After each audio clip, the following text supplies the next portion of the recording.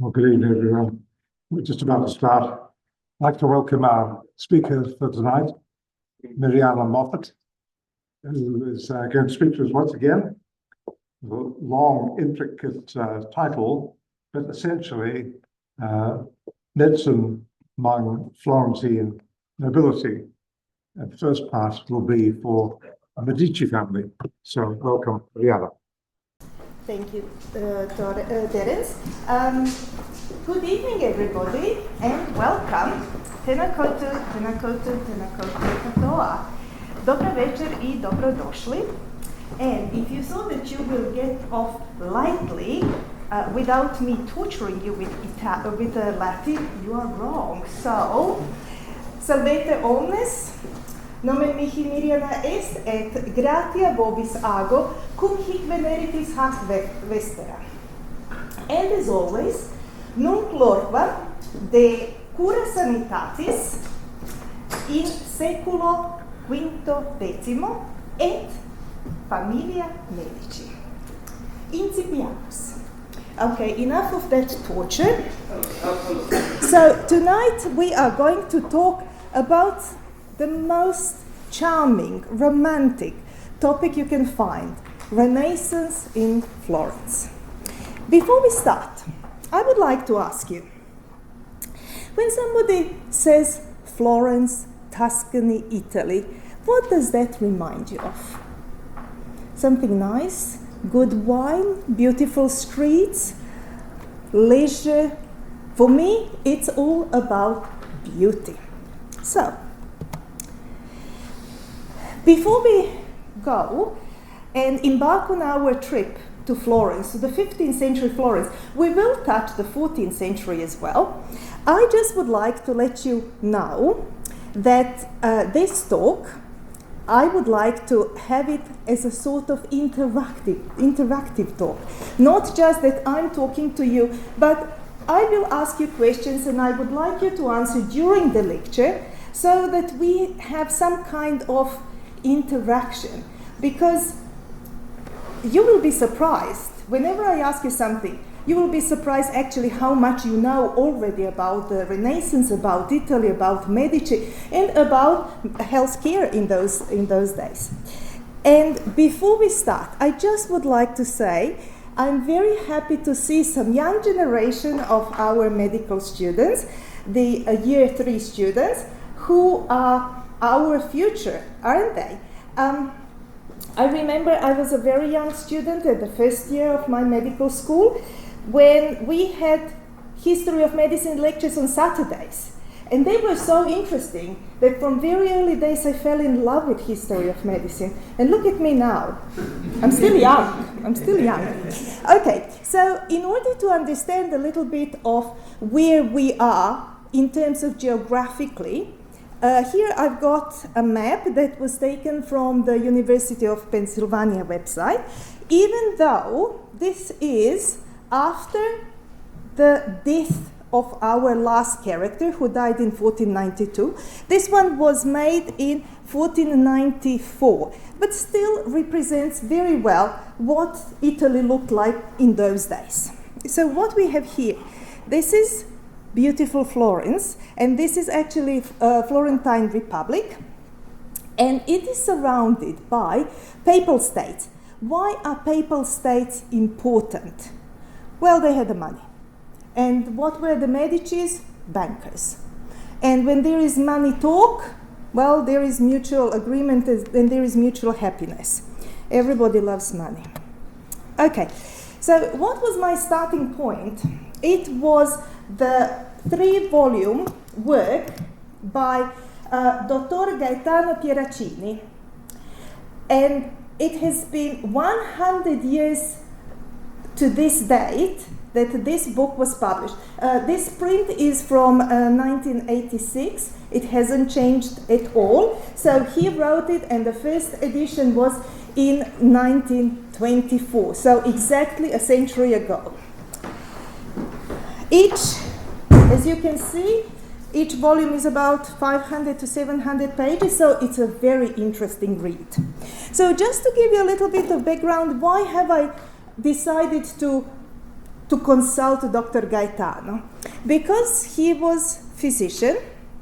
He was actually born in Siena, in Piombino, near Siena, and he was a physician with an interest not just in history of medicine, but also genetics and anthropology. He became a primarius in Santa Maria Nova Hospital in Florence. And if you remember my last talk, I spoke a lot about beautiful Santa Maria Nuova, the longest serving hospital in the world with the oldest botanical garden. You remember those beautiful photos of the Orto Botanico? So he was a primarius there since 1902.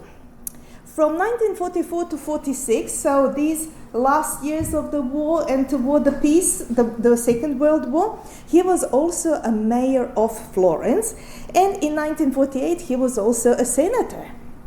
His work on La Stirpe de Medici di Cafaggiolo, which means the lineage of the Medici of Cafaggiolo, was published in 1924, and it earned him honorary citizenship of Florence and Premio Firenze.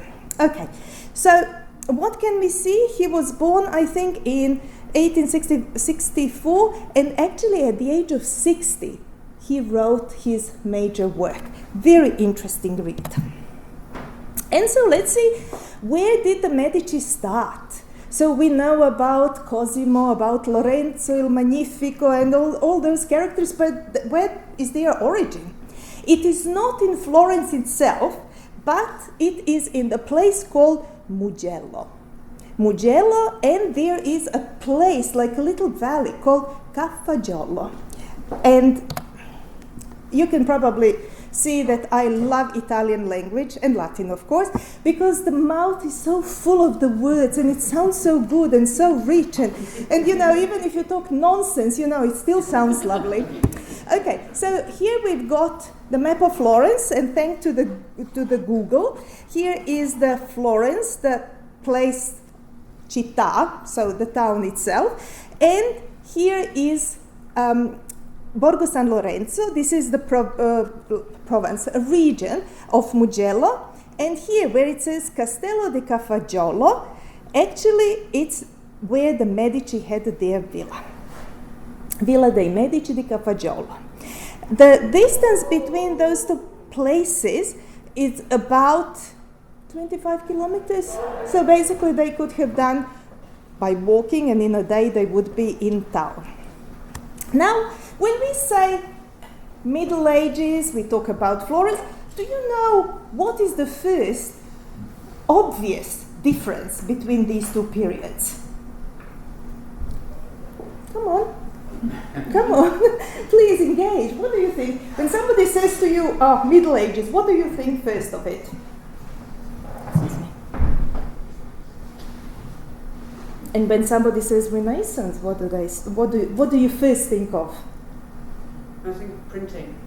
Printing? Printing and the spread of learning in the Renaissance. Gosh, you are an academic. Oh, well, when you say Middle Ages, it is castles. And when you say Renaissance, it is villas. You know, just remember those beautiful villas in Tuscany where you can just go and enjoy.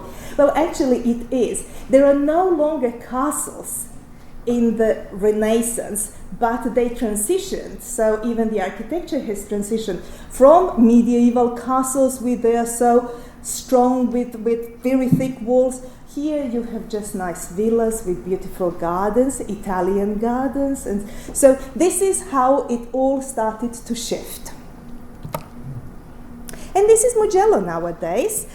These photos were taken from their tourist bureau, whatever it's called, about visiting the region. So as you can see, beautiful green valleys, and there are some hills on the side that border with another region, Emilia-Romagna, which is Bologna is the capital of it. And this is Villa dei Medici di Cafaggiolo. So this is what, and it's still today, this is what it looked like. So you can see it used to be like a castle, but they changed the landscape into Renaissance villa. What was the food and diet of that period? Well, we know that in the 13th century, in Europe, they grew buckwheat. In the 14th century, in Italy, particularly in Milan region, there was rice mill. And the medieval cuisine was, the characteristic of medieval cuisine was use of many spices.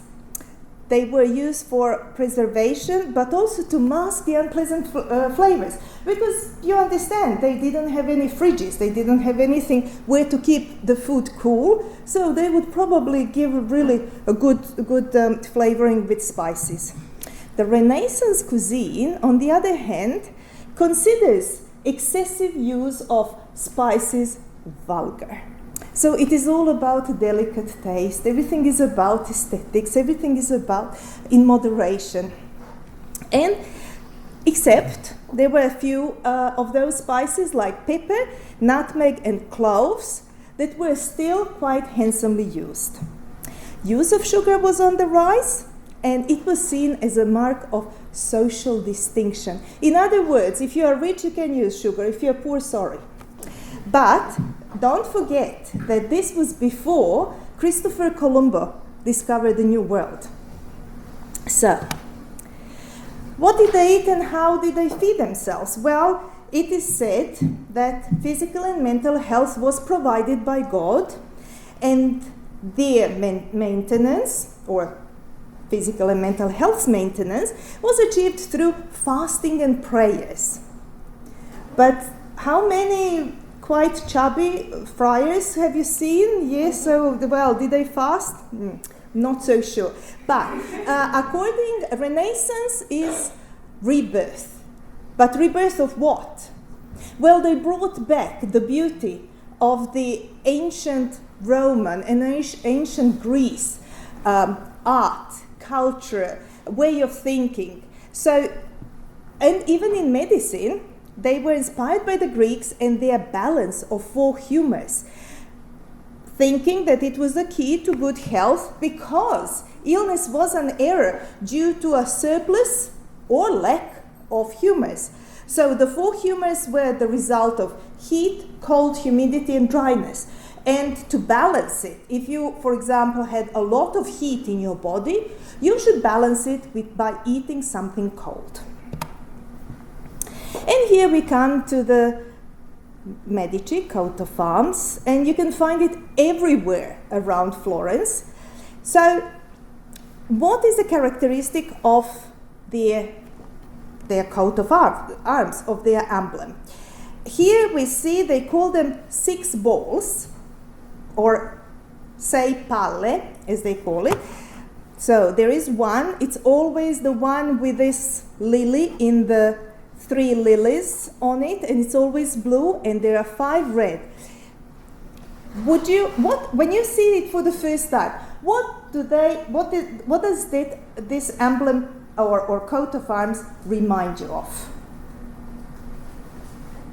What do these balls remind you of? Any idea? Apples. Pardon? Apples. Apples, okay. Anything else? Well, the first time I saw it, I was thinking of grapes.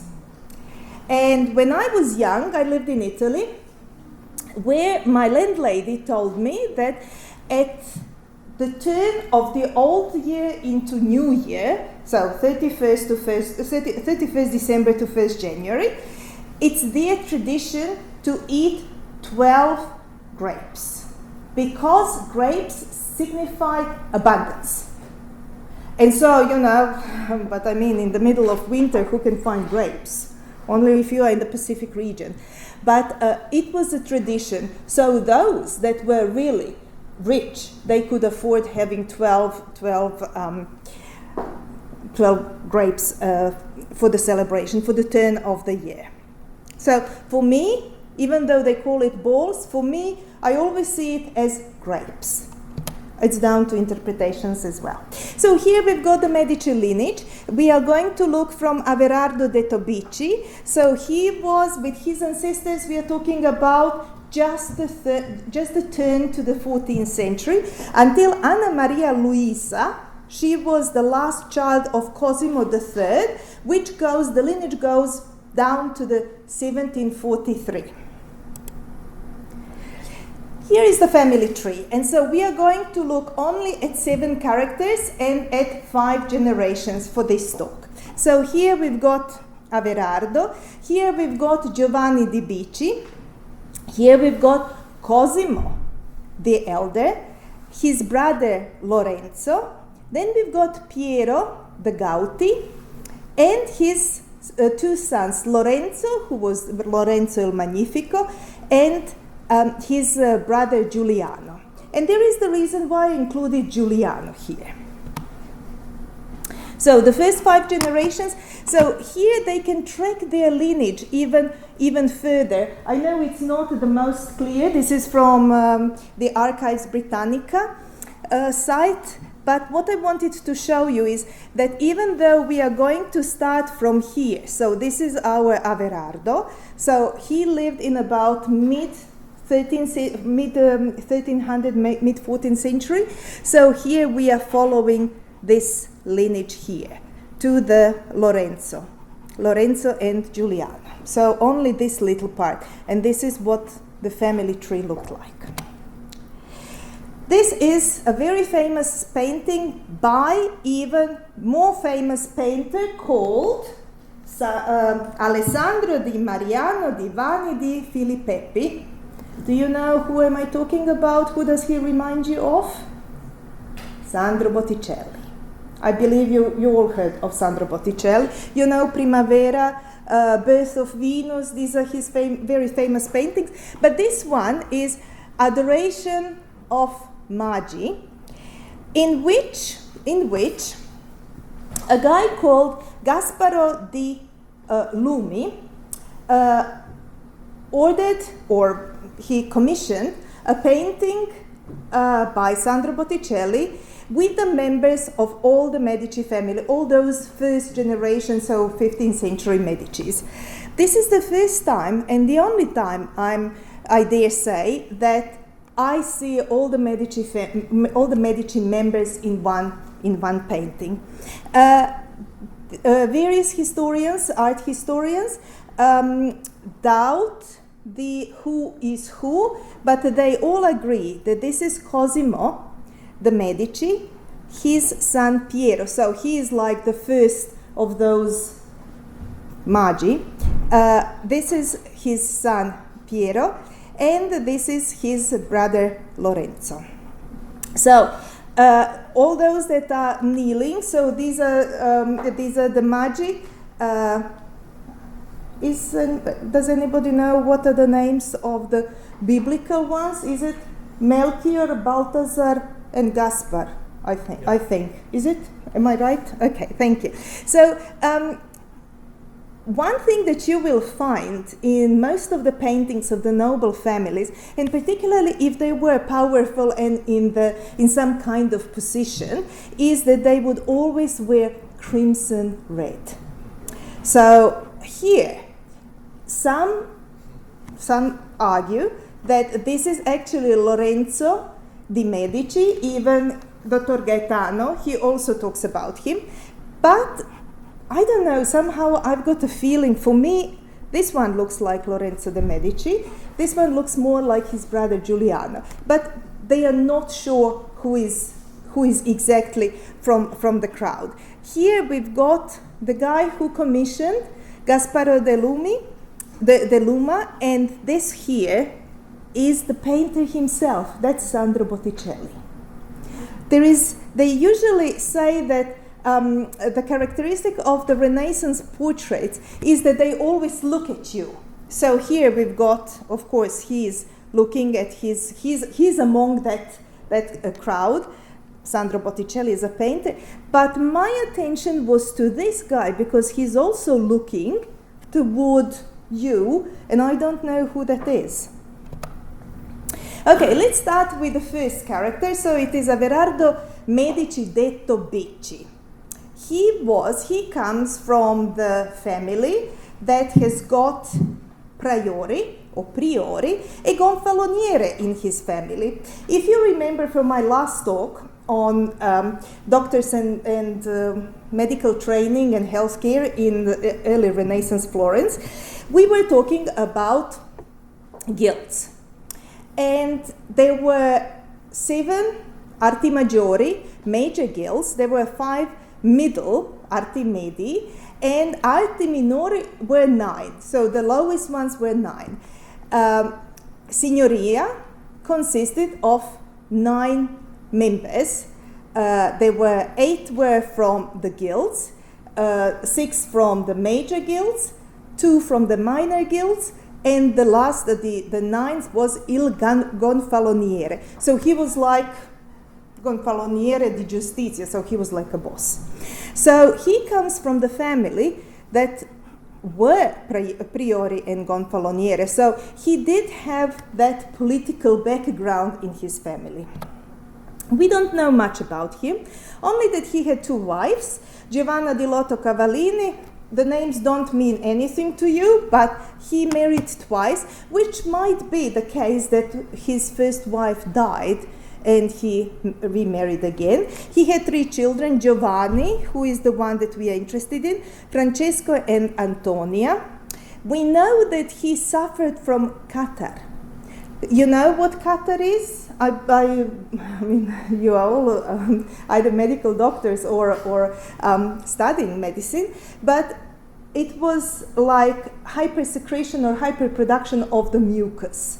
So he probably suffered from huge amount of mucus and probably had some problems with his sinuses or in the nose. He loved learning and was interested in agriculture and farming. So we don't know much about his how wealthy he was. His son, Giovanni de' Medici di Averardo de' Tobici, he was born in Firenze, Florence, 1360. He lived quite long, 69 years. And he was a merchant skilled in money exchange. So he was not that very politically inclined, but he first wanted to make a solid base so that he's got a lot of money. Because, as I said in the beginning, if you've got money, you've got power as well. And this is the photo of him. So we know he was the founder of Patrimonio Ereditario. And that sounds much nicer than hereditary heritage. Is there any better words to explain it? But I believe that you know what it is about, but it's Patrimonio Ereditario. So he was born in 1360, so from 1400 onwards, so we are entering that 15th century. At the age of 40, he was among the richest bankers in Italy. That was a big thing. He was also twice il priore, which means he was the head of his guild, and he was also in 1421, so he would be at the age of 61, he was in gonfaloniere, so he was in the highest position in Signoria. He also had a very extensive diplomatic career, but he was very smart, and we can see it here. He first made a lot of money, and then once he was rich, once he established himself, then he thought, oh yeah, now I can be ambasciatore, Bologna, Venezia, in Naples, again in Bologna, Rome, at the papal court. So he was very smart. What do we see in his face? Remember, we will get to that. So just very briefly, what kind of man was he? In 1386, he married an 18-year-old Picarda, also known as Nannina de' Bueri. She was 65 when she died. So we are talking very early 15th century, end of 14th century, very early 15th century. So they lived quite long for that time. She came from an old and noble family. So where was the catch? Giovanni's origins were, he was peasants. Averardo and his family, they were politicians, but they were also peasants. They weren't nobles. They were rich, But in order to become somebody, to be considered a Florentine, you had to have a title. And how do you get a title? By marrying a noble lady or somebody from the noble family. So that's how money and titles go hand in hand. And also those that were poor nobles, they knew that they can cash in very well, despite them being poor, but they could cash in their title very well. So they had 3 children. We are not so sure about Damiano. I found it only in one place, mention of Damiano. Usually he was not named, the child. There is Cosimo, known Il Vecchio. Why? Or the elder. Why? Because there were 3 generations after him, Cosimo, and Cosimo the first was the Grand Duke of Tuscany. Then there was Lorenzo. So, as I said, modest background. His parents and ancestors were rather poor. In his youth, he had been in a very obscure condition. However, not all the Medici were poor, but the line that he came from were rather poor. That's why he had to marry a nobility. He was a joker, despite his melancholic face. And I said, well, please look at him. He did look like quite sad. Not very eloquent, but gave good conclusions and excellent advice on the affairs of the community. He was very smart. He was interested in art. They were all interested in art. And here, let's see his physical characteristics. He was tall, well-built, face was broad, brown in color, and not very rosy, broad shoulders, little bent due to weight of the years. He had deep geniolabial grooves. Maybe he had no teeth. And that's not my comment. I can be sarcastic, but that's not my comment. And transverse folds on his high and broad forehead. The expression on his face is attentive, man who is aware but also good-natured and thoughtful, due to outer corners of his mouth slightly turned down. And there are few portraits of him. Don't forget, in those times, only those who had money could afford some portraits.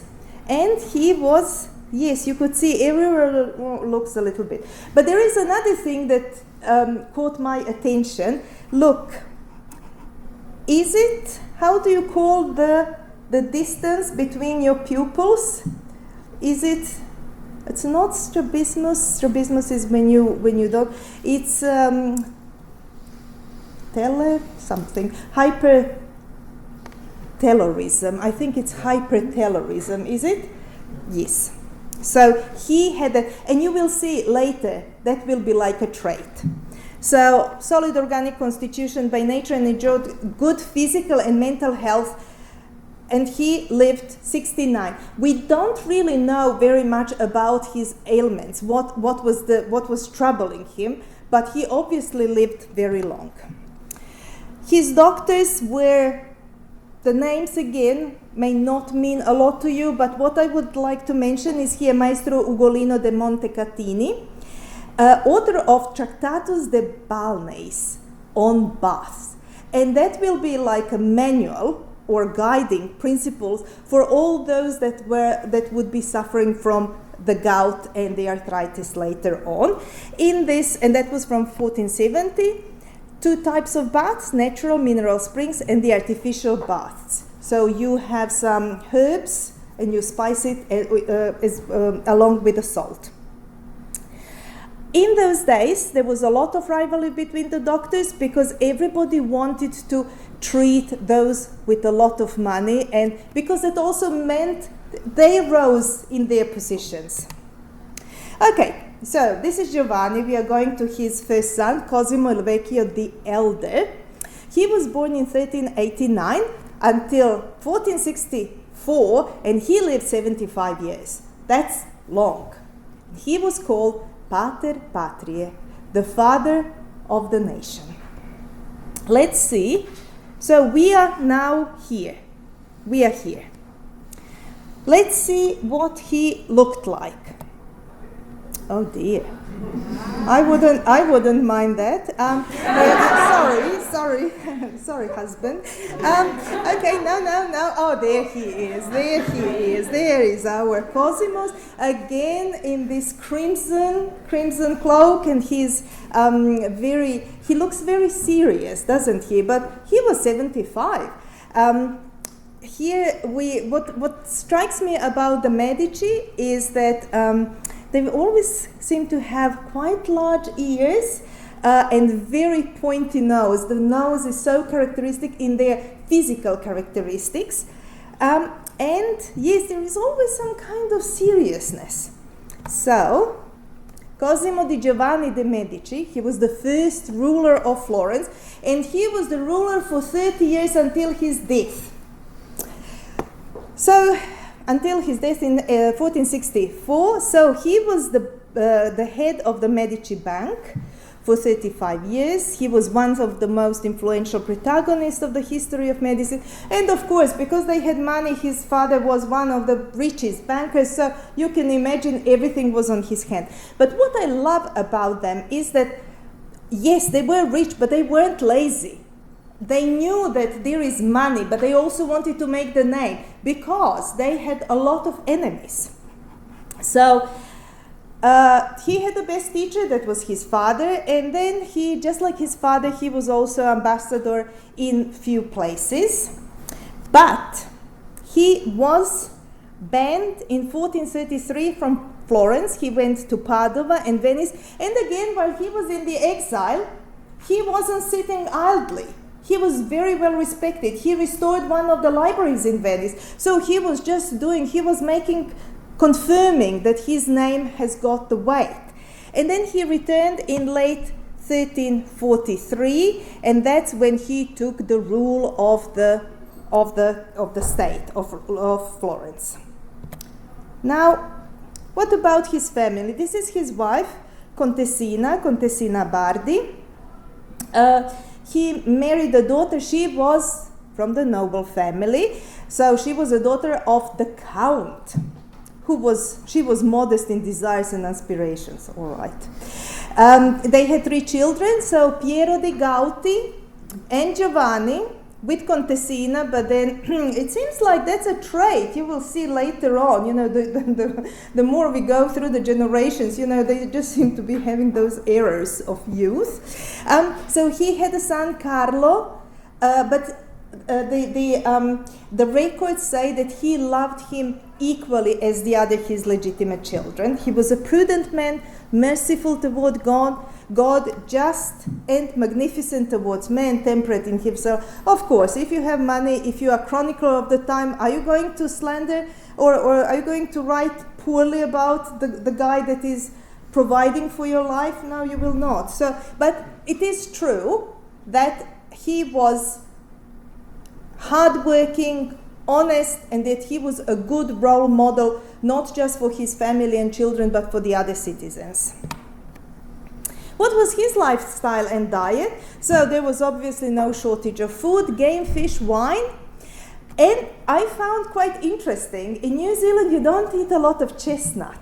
In that part of the world, I'm from Croatia, so we eat a lot of chestnut and we make desserts. And that's one thing that I really miss from my country. Every autumn, you can see people roasting chestnuts in the street and selling. I miss that. But, okay, so his lifestyle was, he had money, he could afford anything he wanted. He had friendships with artists, with writers, with scholars, including Vespasiano da Bisticci, who was a bookseller, a humanist, but also he was like a chronicler. He was noting down everything that was going on in the Medici's life. What were his physical characteristics like?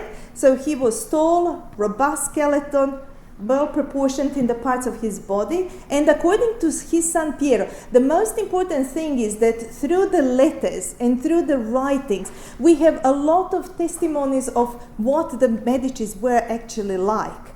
He was a tall and handsome man and of perfect nature except for the above-mentioned evil's gout. Bugger. He had great mental energy. It is likely that he had a lot of physical energy too, despite being really in pain, and he was engaged in manual agricultural tasks as well. They seem to, despite, having a lot of money in Croatia, when you are rich, you go and sit in a cafe, but they seem to be engaging a lot of physical activities as well. So the portrait that we saw caught my attention, and so I wanted to show you, even here, we can see the arthritis that he suffered from. And I think it was really obvious in these metatarsophalangeal in knuckles, here the joints, and here proximal phalanx with the middle phalanx. It's really obvious that he suffered from the arthritis. So we don't know much until he reached the age of 52 what his health was like. But then, since then, we know quite a lot. And he must have been in really excruciating pain. It could be said that he recovered from his, he went to the spas a lot, many times. And so he wanted, despite recovering, he wanted to stay at home. And then we can follow him. So this was from September 41, then June 42. So we can see that this has been continuously accompanying him throughout his later years.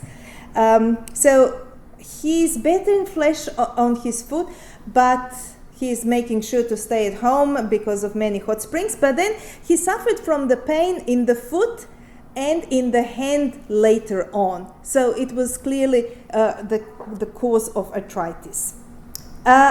He was treated by Dr. Benedetto Riguardato of Nursia.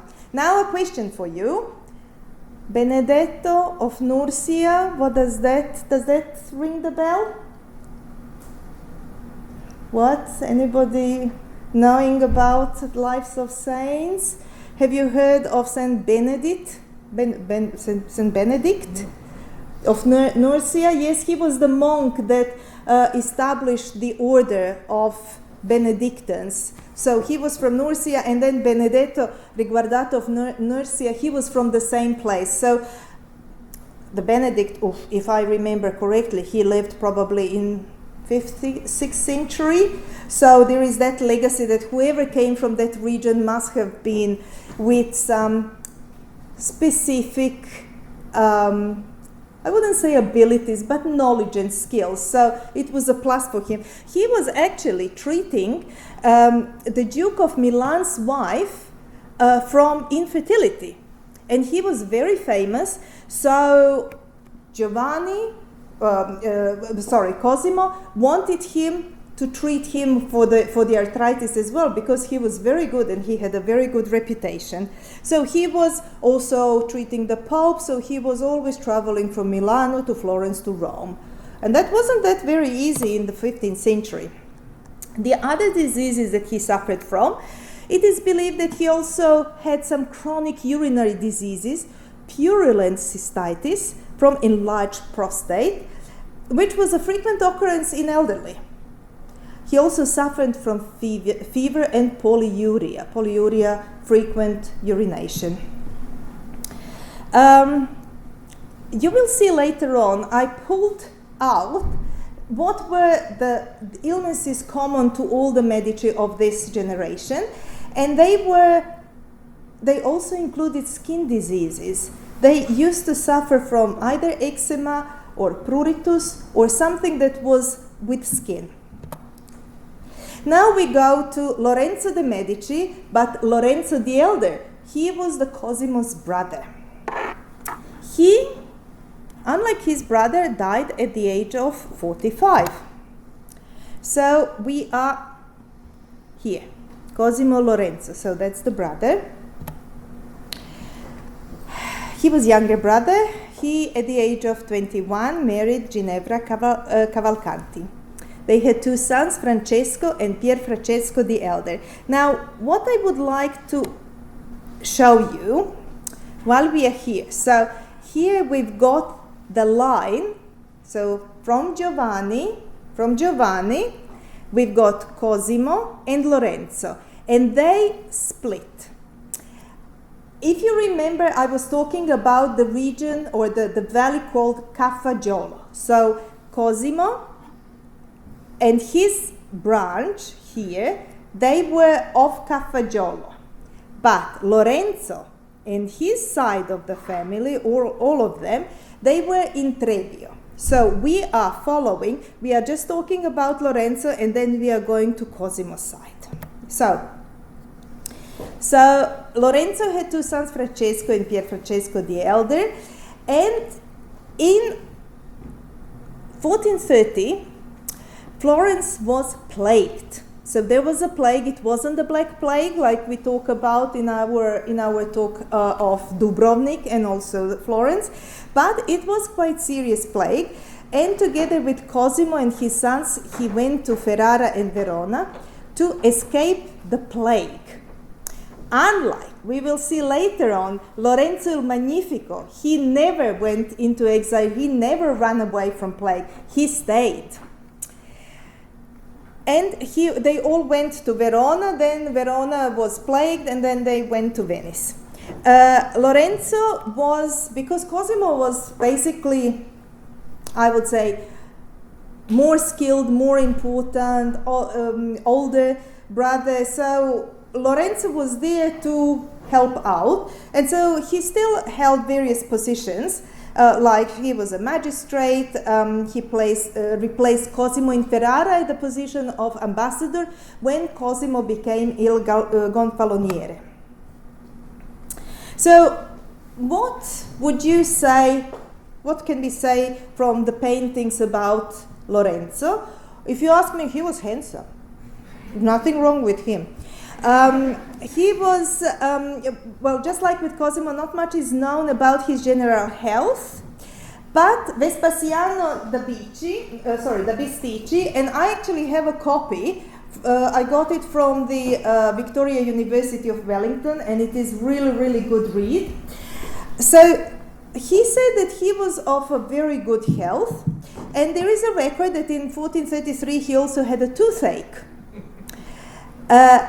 There is only one place where we can find that Lorenzo went to the spa with his nephew Piero. I think he went there more as a companion rather than as somebody who really needed for his treatment.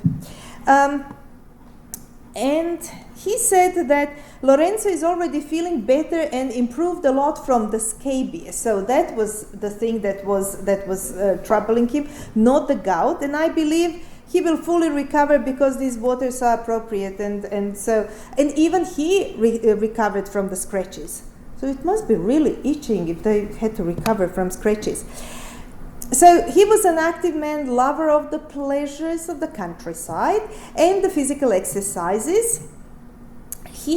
In the same year that he died, before his death, he even asked, when he was in the countryside, he even asked his nephew Giovanni to send him the hunting dogs to the countryside so that he can go hunting. So he didn't even think about dying. He was actually in full swing. However, he died from fever caused by dysentery. And it's interesting, neither him nor Cosimo left a will. So what was going on? So yes, we will see the later generations, and Cosimo, they were all suffering from gout and arthritis, but not Lorenzo, Cosimo's brother. Here we come to Piero il Gottoso, or the Gauti. He was a keen reader, art lover, and he is here in our family tree. He, upon the death of his father Cosimo the Elderly, he ruled Florence from 1464 to 1469. Not very long. And in 1448, he served as priore, so he was the main in his guild. He was also elected gonfaloniere, so he was also at the top of Signoria. And he was the last Medici to be elected to this office.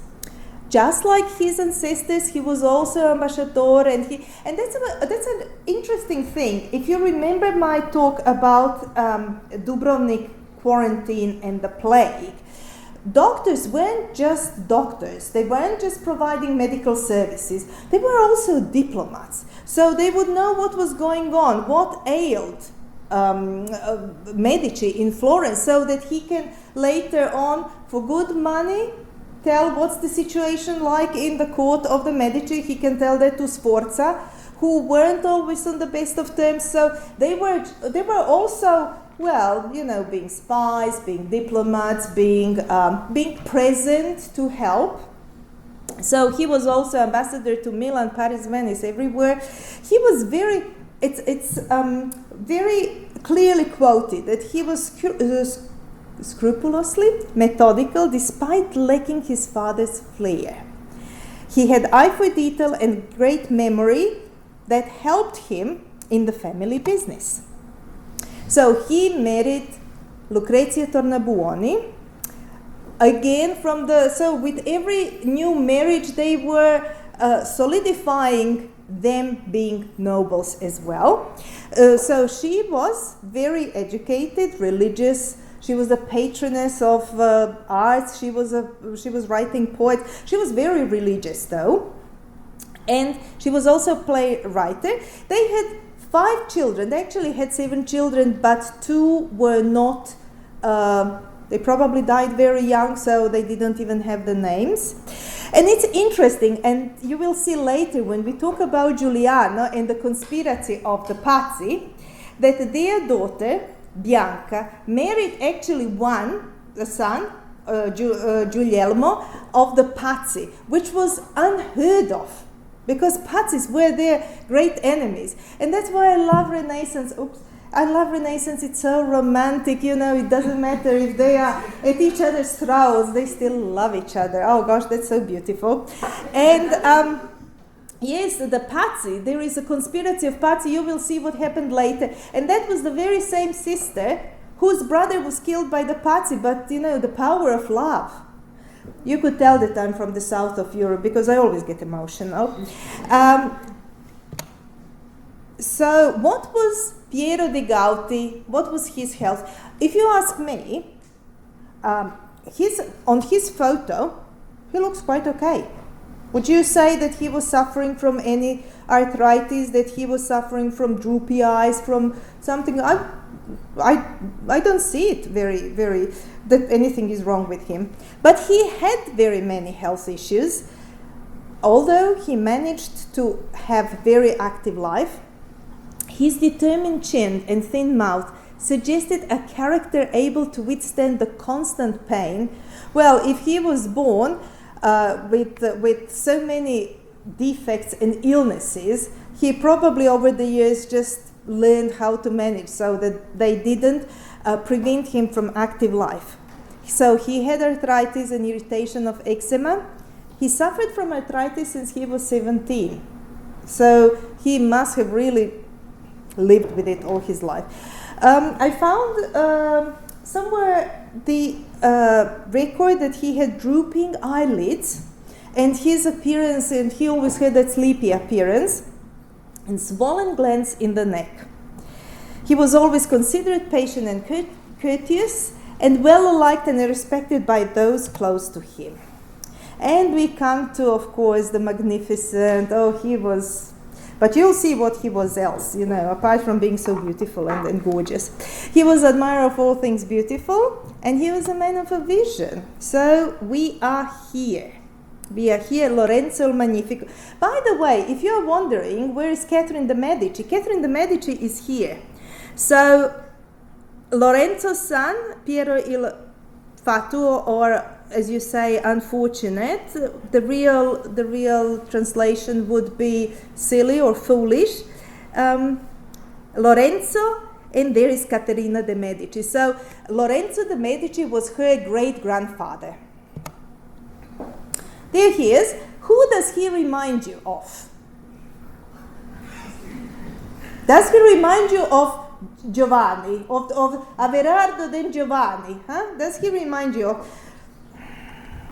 Yeah, right. There was again that I would say that he has strabismus divergens in one eye. Look, he doesn't look. In Croatia, I know it's not PC, but we would say he looks at the cabbage but takes meat. You know, when it's, yeah. So that's a Croatian joke. If you go to Croatia, you will hear many of those folklore phrases. So as a child, he was a fast learner, and not only that he was a fast learner, but he was also teaching his younger brother all the crafts that he learned from his teachers. He helped both in banking business and politics, and he often traveled, so he was always on the go. Well, actually, from very young age, even though they could afford anything they wanted, they weren't bored, or they were not allowed to be bored or to be, I don't know what to do. So he aspired to and achieved supremacy in the popular regime, leaving the city something more than the appearances of a free and popular government. And he, together with his brother Giuliano, he co-ruled Florence from 1469, which was the death of his father, to 1478, and he was only 20 when his father died. Giuliano was even younger.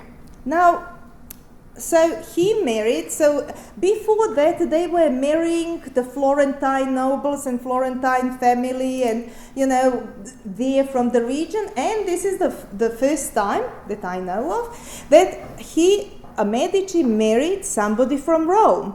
And again, it is for the interest. Yes, she was from the noble family, but she was from the Papal States. So she was close to the Pope, and so everything was, it's not just that we are in Florence, but we go expand, we go a little further. The wedding, there should be double D. The wedding took place in their home in Florence. Well, he was not a model husband.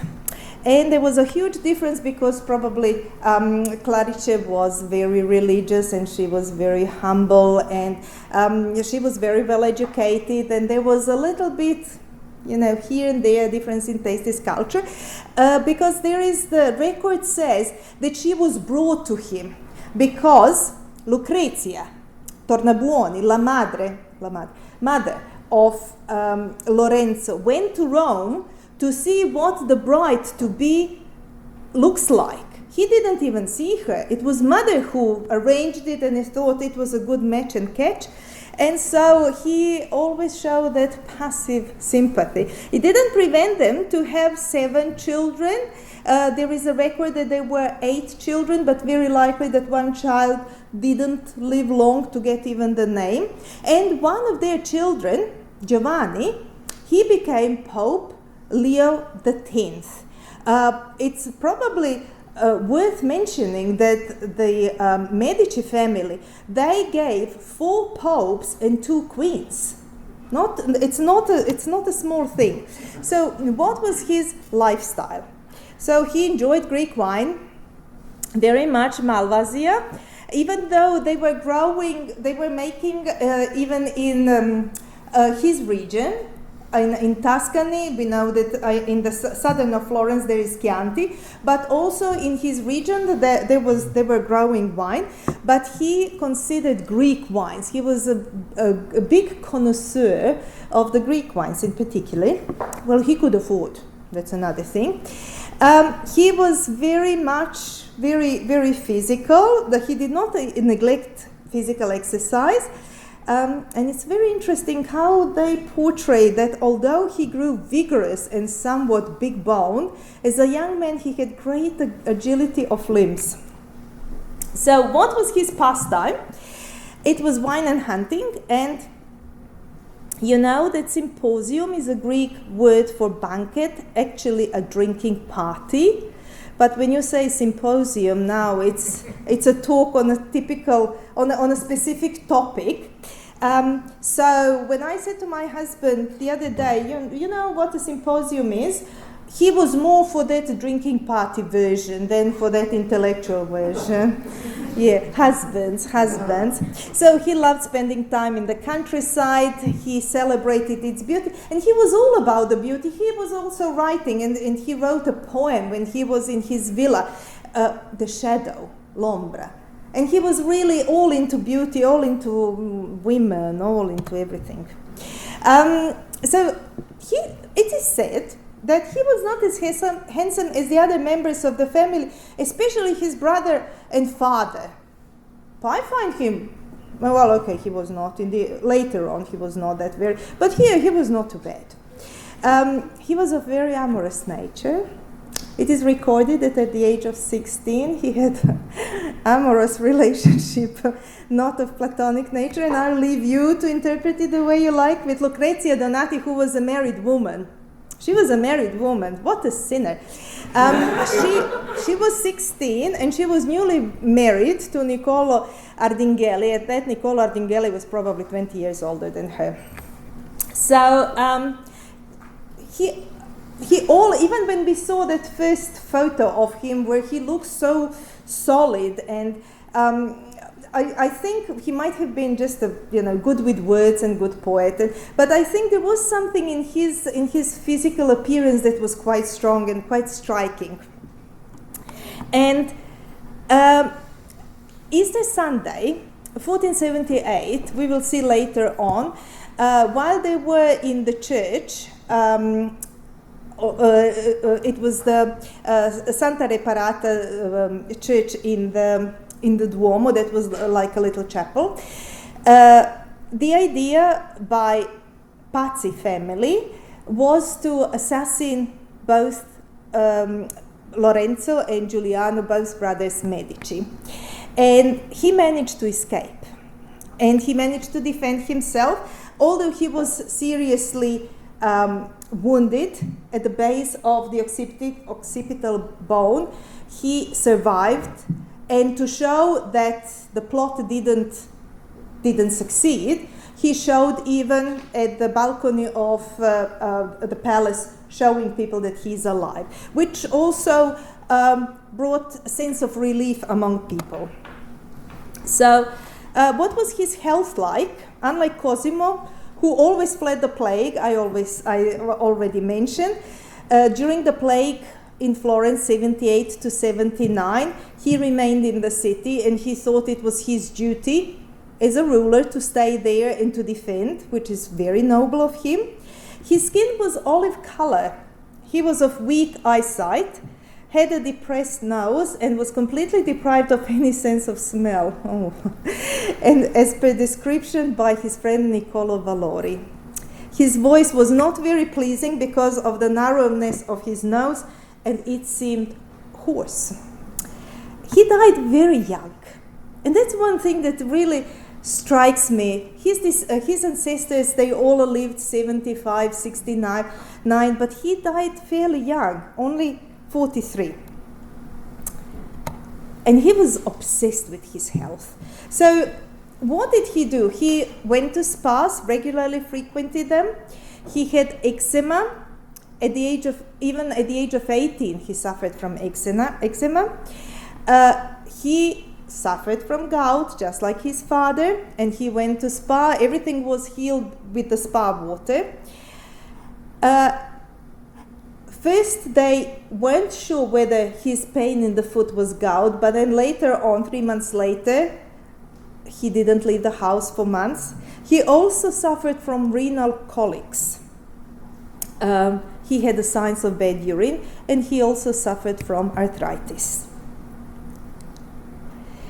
So, Dr. Gaetano, he, based on everything that he found out about Lorenzo's health, when he died on 8th of April 1492, what happened in 1492? What happened? Columbus. Very well done. Who said that? There is a chocolate. Oh, there is a chocolate for you. So this is what, based on everything that he found, the analysis of his possible diagnosis by a doctor. So he said, It was an exacerbation of chronic arthritis, also with fever, which almost certainly would have been accompanied by visceral rheumatism, and finally the usual cardio-renal decompensation.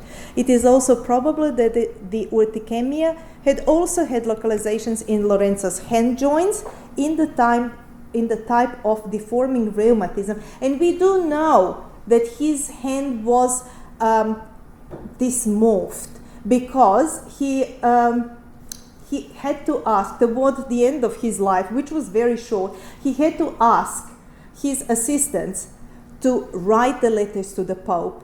And he would start the letters by apologizing for not writing the letters himself because he was unable to write. So it must have been really, really bad.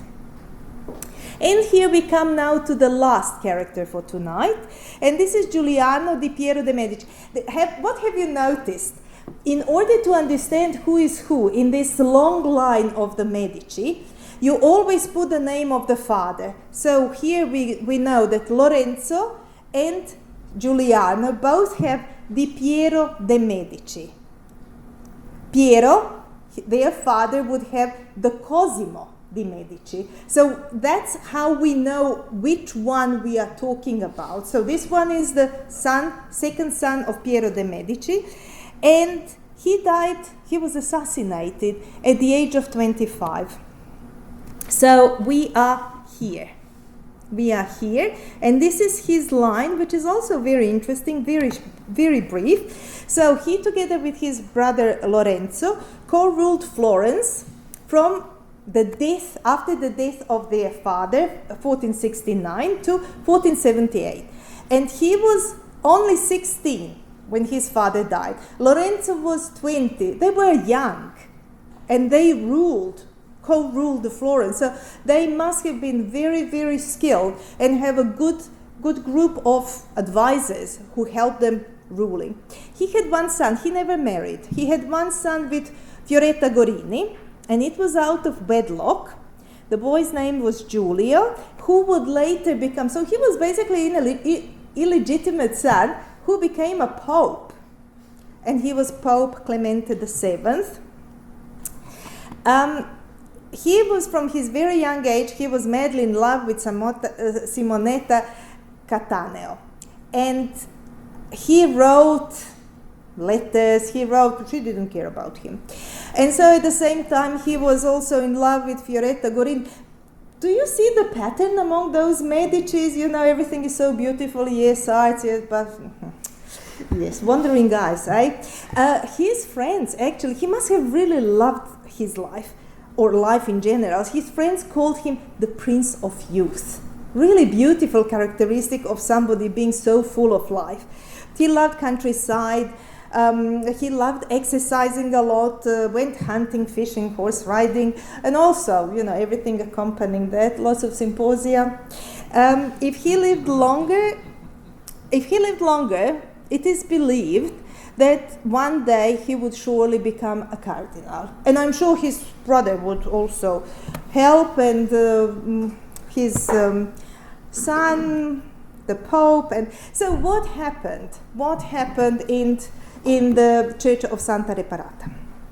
So he was killed on Easter Sunday, 26th of April, 1478, in Santa Maria del Fiore. There is that place called Santa Reparata, as a result of party conspiracy. So what is the root of all evil? Or what does, when somebody asks you, what do you think that the family members would mostly argue about or fall apart because of, what would you say? Money. Perfect. Please help yourself with chocolates, everybody. It is, and it was, the cause was money. So the provision of the Republic prohibited females from inheriting from their fathers. And this directly affected the Giovanni Pazzi. Giovanni Pazzi, they were also bankers. So they were always in that rift and war at each other, because the Medici, they managed Pope's money. They were Pope's bankers. And the Pazzi tried to take it over. And so whoever had Pope's money was definitely the ruler. And so if Giovanni Pazzi's wife inherited that money from her father, that would put the Pazzi family ahead of the Medici. And that Lorenzo, of course, would never let it happen. So on Easter Sunday, they knew that they would go to the service.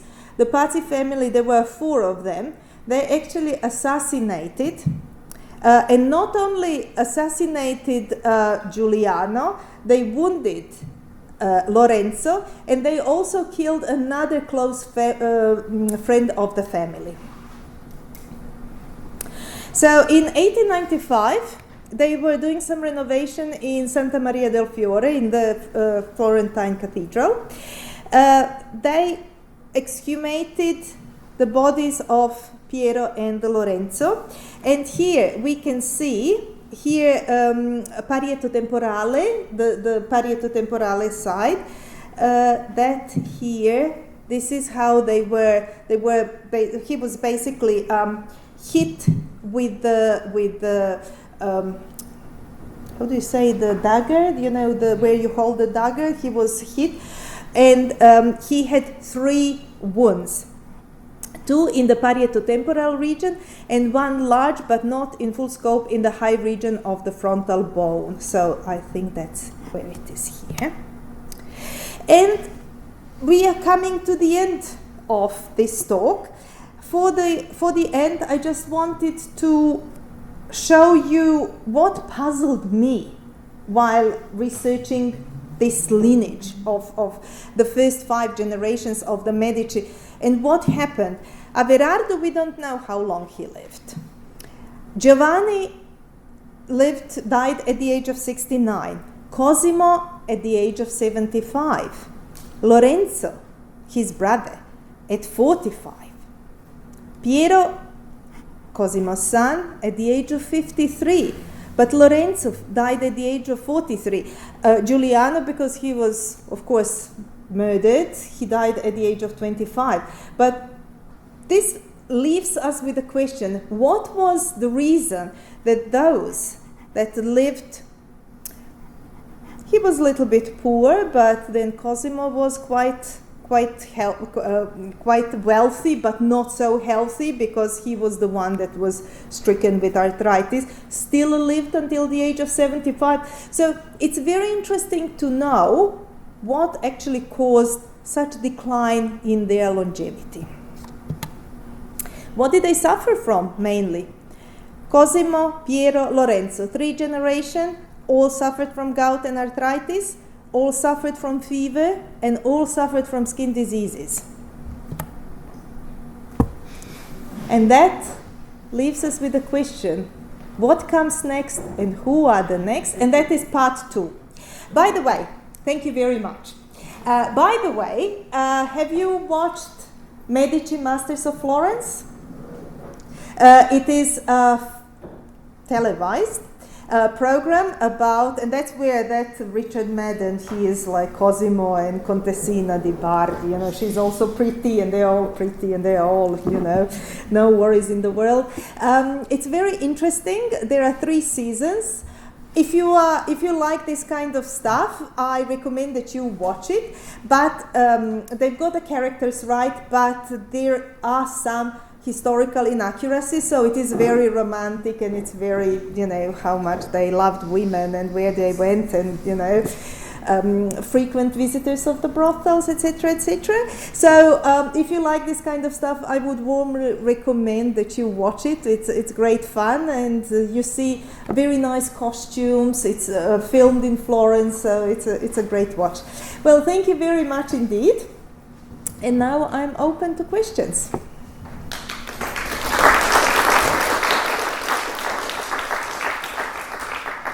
Any questions? Have I smothered? It's, oh gosh, this is late. No. It's late. Yes.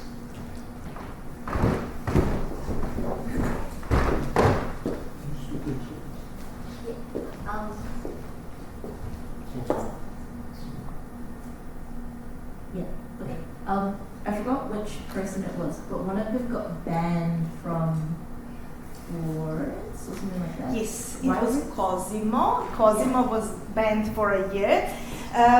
They were actually exiled twice, and the reason was for the political nature. So they actually didn't want them in Florence, and he was outvoted. They were sent. I'm not so sure the first time, but I know that the second time, Lorenzo's son, he made a very bad decision that reflected very poorly on the family. And because of, at that time, there was a big uproar with Savonarola. He was a monk, and he was condemning the Medici lifestyle. So, but this is something that I plan to talk about next time. He was, that's the time when Florence was a republic without a ruler such as the Medici. So they were banned from Florence for 1 year, and it was for the political reasons. Oh, okay, thank you. My pleasure. Any other questions?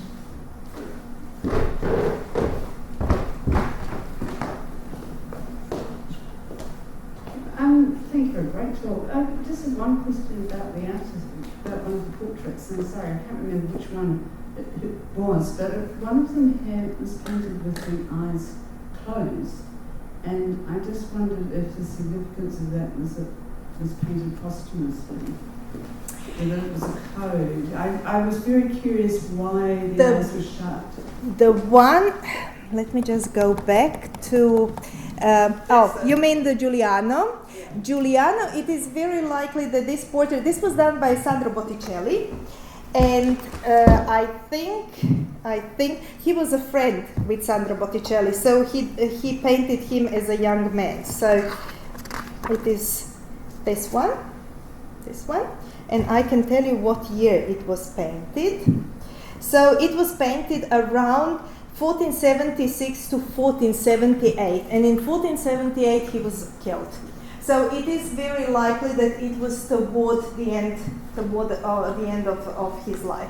But there is another one, the one that is Adoration by the Magi, that we've got here. That was painted by Sandro Botticelli in the period between 1470 to 1475. And that was after Medici, after Cosimo died.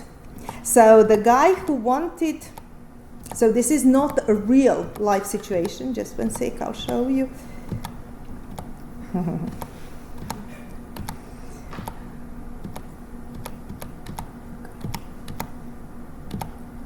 Okay, this one. This one was done in the period 1470 to 1475. So, and Cosimo died in 1469. So it was done after, because the painter, he actually wanted to combine all of them and show his closeness. It wasn't about the Medici, it was about the guy who ordered who commissioned the painting, to show how close he was with them. So that Gasparo di Lama, he was an upstart. He come from a very dubious background. He made his name, and he made a little bit of money by fraud. He was money exchange, he was a merchant, but he managed to acquire some wealth, and then he wanted to show, he was actually very ambitious politically, he wanted to go further. However, because of dishonest work and practices, he went downhill, and then he ended up doing fraud, cheating on people, and so there is nothing. He actually wanted to have the altar. This was for the altar, painting for the altar in Santa Maria Novella, in the church, very famous church, and he wanted to have his like a funerary chapel where he would be buried, but now he went into disrepute because he was never honest in his intentions as well. So this was done after Cosimo died. Any other questions?